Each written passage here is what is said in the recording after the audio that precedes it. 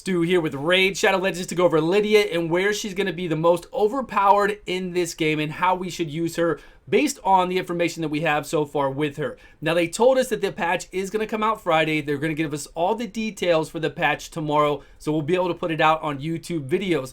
But Lydia, she's very unique and she's going to be super overpowered in Arena, Ice Golem, and the Doom Tower. First, we're going to look at her skills and then we're going to talk about all the ways that she can be used. Also, I started a new channel 2 weeks ago. I put up videos about Genshin Impact, Illusion Connect. You might have seen them on the channel here, but I don't want to bombard this channel with 10 different videos about all the new hot games that are coming out. I want to do that on a new channel. So if you would look down in the description and subscribe to that new channel, StewGaming, that would really help me out. I appreciate it. Lydia, let's start off with her A1. I'm not really concerned with the A1. It is very strong. We can do the fear. We can extend the poison sensitivity. She can attack back if she has high resistance or immunity artifacts and one of our teammates gets feared, stunned, true feared, or frozen. That's great. But that isn't what really separates her from everybody else. The A2, though, to do the decreased defense, the weaken, the strengthen to where we all take 25% less damage, and the increased speed is going to be really good in Arena when she goes right after your booster or going through the Void Tower or anything else in this game. Taking 25% less damage, speeding us up, doing the weaken and the decreased defense is big. Nullification, her A3, again, I really don't care about her doing poison sensitivity. You know, block buffs, block skill cooldowns. It hits 2 times. I'm sure it's going to hit hard. But what we want is this passive along with her A2. So the passive here denies enemy revival attempts. This works even if this champion is dead. So that basically means that nobody is coming back to life.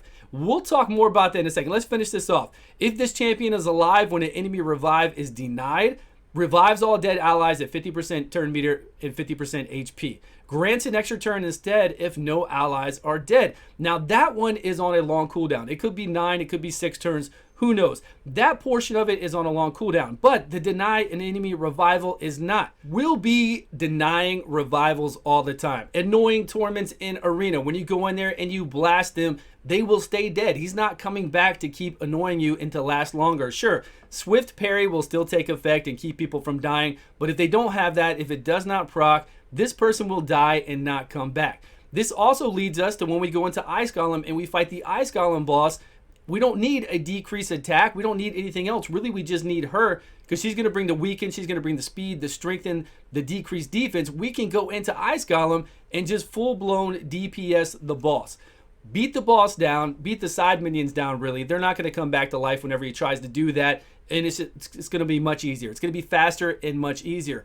But for Arena, also don't forget the Doom Tower. This is very big play in the Doom Tower because we're going to fight plenty of champions in there that are going to try to revive.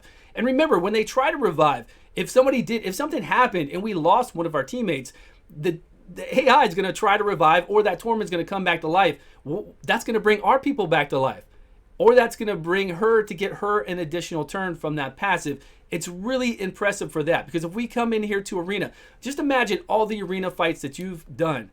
And if you could kill something and keep it dead, no matter if they have 5 other revivers over here, if there's a Torment over here and a Duchess and anything else, if you just have a Lydia, you know what that means? That's the return of Rhodos.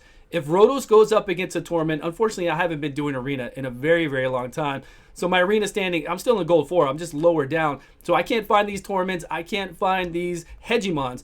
If you go in there and fight a Hegemon, we used to bring Rhodos in there all the time. If you go in there and fight anything that you need to take down and keep it dead, it really is the return of Rhodos. Rhodos is going to be able to kill something, not die from the wave of damage. You know, if you got him in shield set, even if he's getting hit 2 times, he has to get hit 3 times, then he's going to take immediate turn, he's going to kill somebody. Lydia's there, it's going to stay dead. Now, you've seen people talk about Faceless, you've seen them talk about Royal Huntsman. Those aren't new strategies. Those strategies have been, I've done videos on those before Rhodos came out. The reason why you haven't seen them is because Rhodos was there. And Rhodos could take those hits and then come over there and just deplete somebody. And they couldn't revive back. Now that Rhodos is out of the picture pretty much, it's much easier to go in there, especially if you're faster, and to do Royal Huntsman, to do I have 2 level 60 Facelesses. I've used them many, many times. So you can do that. You can go in there with a Lydia now. And if you're on a faster team, or again, if you are on a slower team, if you have a Rhodos, if you have a Candrafon, if you are on a slower team and you know no matter what, you are going to beat away, especially their DPS. then you can go ahead and go in there with your Lydia and just take out their DPS. Just go in there. If you're faster, of course, it's going to be really easy. You don't even have to worry about taking out the Duchess. You don't have to worry about taking out the Siphi. You are taking out their DPS, and they are not going to come back to life. And when they do try to revive them, you're going to give our Lydia an additional turn, or you're going to revive any of our champions are dead. I think that's the strongest point for her, is that the AI will always try to do that, of course. On defense, I don't know if she's going to work out as well. She can work on defense if you're fast enough, or if you're strong enough to make sure that you get over there and can kill the DPS that is coming after you. She will work on defense. That way you kill it, they're not going to revive. Your team should do fairly well. She'll go into her A2, I hope, on auto, and you should be able to take it away. But the application of her really makes it to where you can bring in any champion now. You can bring in your Faceless. You could bring in your Huntsman. You could bring in your Rotos, especially. Come on, AI. All Arbiter has to do is her A2. You could bring that in. If you go up against a Hegemon, you bring in your Lydia with your Rotos now, even against two Hegemons. It doesn't matter. Rotos is going to go right away. Right after that Hegemon goes, well, she resisted? Great. And, God, I'm going to have to slow this down. I'm going to have to slow this down so we don't do the turn meter reduction. So you go up against the Hegemon. We go in there with our Rotos and our Lydia. Hegemon does the AoE, especially if your Rotos has any kind of resistance, or if your Rotos has immunity artifacts on. He goes in there, he kills somebody. It's going to stay dead because we have Lydia there. He's going to take an additional turn, maybe kill somebody else. It's definitely going to be the return of Rotos and the way to approach people that you might not have necessarily been able to beat, especially if they were faster than you. You'd be able to go in there and take them out that way. I really think that that's how she's going to be played. I don't see any other way. If you guys have been brainstorming it and have thought of multiple ways for you to use a Lydia in Arena or in any other faction of the part of this game, please let us know in the description below. But I think that she's going to really make it so that slow plays come back much easier. That way we can slow play that, against another fast team, especially with the Cantrifons, with our Rotos. For sure, if you have your two Rotos, be ready to pull them back out. I am telling you, two Rotos against a Hegemon, especially both of them with immunity sets or a little bit of resistance, they're just going to go immediately when the Hegemon goes, because now it's everybody's got like a DPS Hegemon pretty much. As long as they're not a soft touch one, they'll go deplete things. They're not coming back. We got a Lydia there. Who cares if Lydia dies? She still does the effect. And then we just go on and beat everything else down.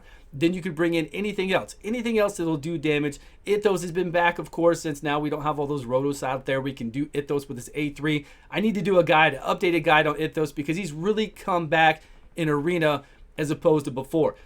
Because now you can just load him up with some speed and critical damage and do his A3 on everyone, which does a one hit and just blast things much easier. Because Rotos is out of the picture, right? He's been out of the picture now. He's not depleting people. But that's what I'm feeling for Lydia. Please let me know how you feel down below. Do you agree with me? Do you think she's going to be the Ice Golem killer? She's going to go in there and do that. The Torment killer, along with keeping everything dead. The return of Rotos is coming. I really firmly believe that. But you all let me know. Thank you so much for watching. Please subscribe to my second channel if you haven't. And I will see you all on a video soon.